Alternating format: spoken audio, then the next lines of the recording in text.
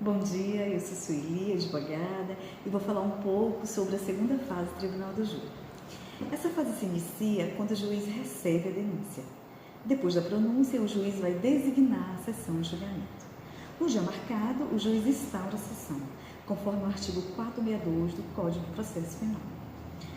Irá conferir o número de jurados presentes, onde o artigo 463 aduz que deve comparecer pelo menos 15 jurados. Estando presentes os 15 jurados, o juiz-presidente instala os trabalhos, declara aberta a sessão de julgamento.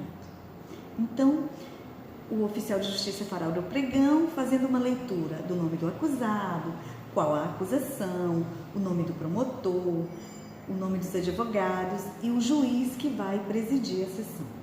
Mas atenção, as nulidades relativas devem ser alegadas após o pregão, sob pena de serem consideradas sanadas pela preclusão. Em seguida, o juiz fará o sorteio dos jurados.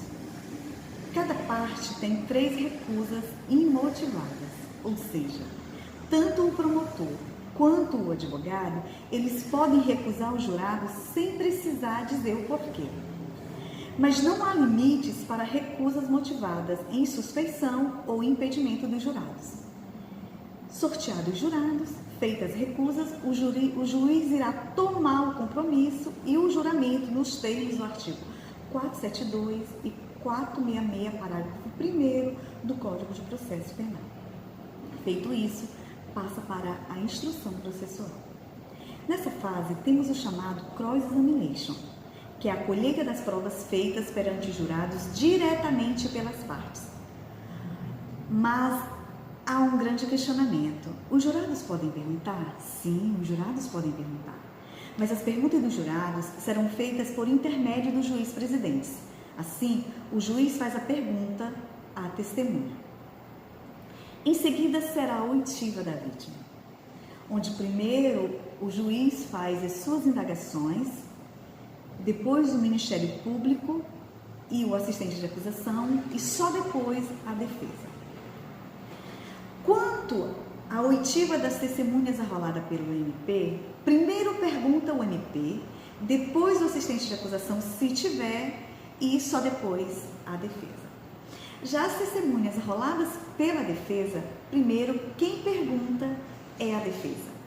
Daí depois é o Ministério Público e só depois o assistente de acusação. Colhido o depoimento das testemunhas, interroga-se o réu. Primeiro pergunta a acusação, o assistente de acusação e só depois a defesa. Nessa ordem, podem formular diretamente perguntas ao acusado. Terminada a instrução, passam para os debates. A duração dos debates é de 1 hora e meia para a acusação e 1 hora e meia para a defesa. Depois tem 1 hora para a réplica e 1 hora para a tréplica. Concluídos os debates, o juiz perguntará aos jurados se estão aptos para julgar ou se necessitam de outros esclarecimentos.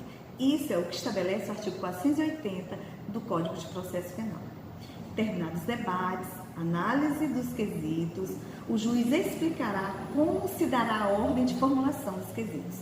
Depois da leitura dos quesitos e sanadas todas as dúvidas, será feita a votação. Essa é a hora em que se vai decidir o futuro do acusado. Depois, o juiz vai prolatar a sentença. Encerra-se, então, a segunda fase do Tribunal do Júri. O procedimento relativo aos processos de competência do Tribunal do Júri estão previstos no Código de Processo Penal a partir do artigo 406. Vai lá, dá uma lidinha.